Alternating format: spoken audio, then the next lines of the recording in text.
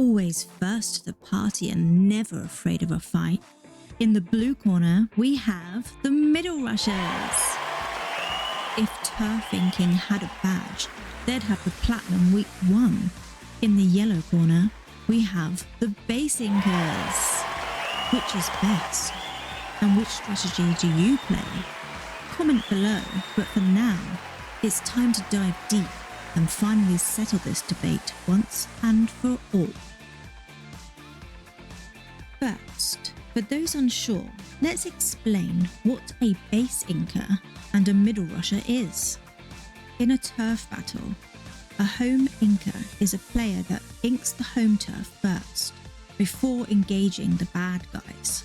Some base inkers choose to stay in or near the home base for the entire battle, presumably to guard it or be a jump point for their teammates when respawning. Having a completely opposite strategy are the middle rushers, who travel at lightning speed to the middle of the stage in a race against the opposite team. Some middle rushers ink parts of the base on their way, but most don't. They are 100% focused on their mission of boxing in the opponent. Now let's go over each strategy to see the benefits. This can be a winning strategy. Overpowering the opposite team and trapping them in their base prevents them from inking turf and gaining points. It also reduces their mobility as they have no ink to swim in. Getting lots of enemy splats decreases the time the opposing team have in battle, making it very difficult for them to recover. That being said, every time a teammate gets splattered by the bad guys, they'll either jump back to the team or go back to home base to ink there and build their special.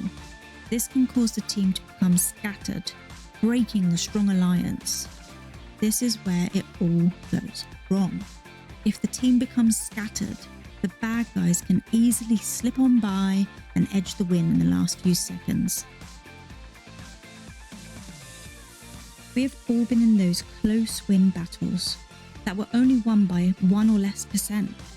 Inking the base early secures points and prevents the team scattering, as everyone who gets splattered should jump to the team when respawning instead of going back to paint the base. Yes, inking the base first can increase the chances of being overwhelmed and getting boxed in by the opposing team, but only if too much time is spent inking the base. If the job is shared and done efficiently, a complete base paint shouldn't take longer than 10 or 15 seconds. And that seems to be the root of the debate. Not everyone has a suitable painting weapon, and those base inkers who do select a good painting weapon spend way too much time inking every last inch, meaning they're not always out in the field supporting their team, which ultimately leads to losses. Personally, I believe a balance between both approaches is the winning strategy.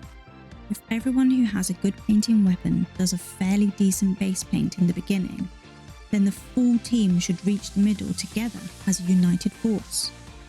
After this, anyone who gets splattered should jump back to the team unless it's unsafe to do so. This will reduce the chances of the team becoming scattered. It's the best of both worlds. This is the approach I use during turf war battles. Just hold that middle ground until the last 50 or 30 seconds, then seize the victory. Oh, and this theory about needing turf to build specials is a myth in my experience. I've never had an issue building my special using this strategy. Which are you? A base inker? A middle rusher?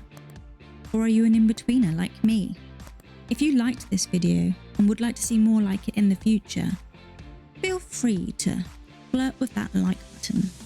But for now, thanks for watching, and I'll see you in the next one. Bye!